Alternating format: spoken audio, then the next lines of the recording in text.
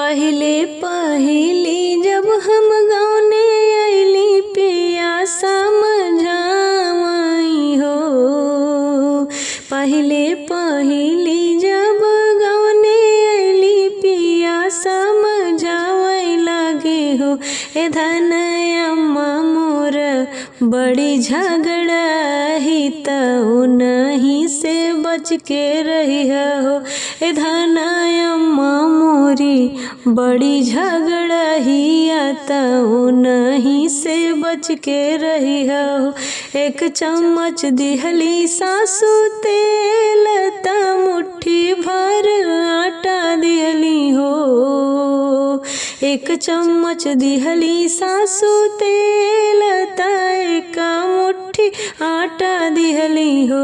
ए बहुआ रची रची पुड़िया पकाई है खवैया हमरे ढेर बाटे हो।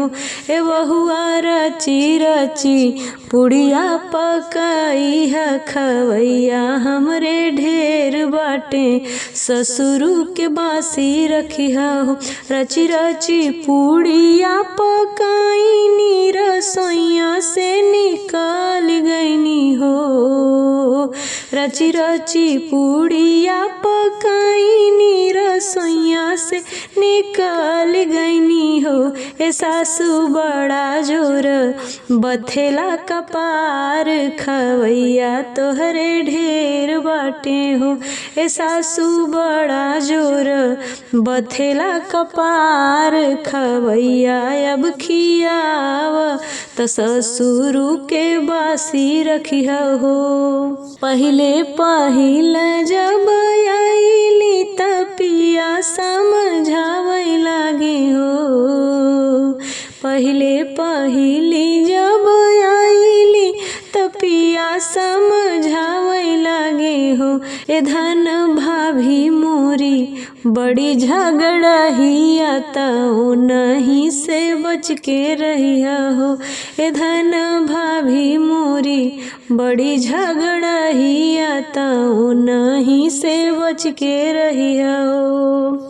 एक चम्मच दिहली भाभी तेल त मुट्ठी भर आटा दिहली हो।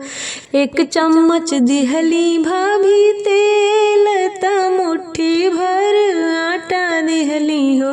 ए छोटी रची रची पुड़िया पकाई है खवैया हमरे ढेर बाटे।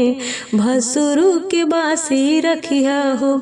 ए छोटी रची रची पुड़िया पकाई है खवैया हमरे ढेर बाटे। भसुरु के बासी रखिया हो। रची रची पुड़िया पकाई नी रसोइया से निकाल गईनी हो। रची रची पुड़िया पकाई नी रसोइया से निकाल गईनी हो। ए भाभी बड़ा जोर बथेला कपार खवैया अब खियाव तू भसुरु के बासी रख दहो। ए भाभी बड़ा जोर बथेला कपार खवैया अब खियाव तू भसुरु के बासी रखिया हो।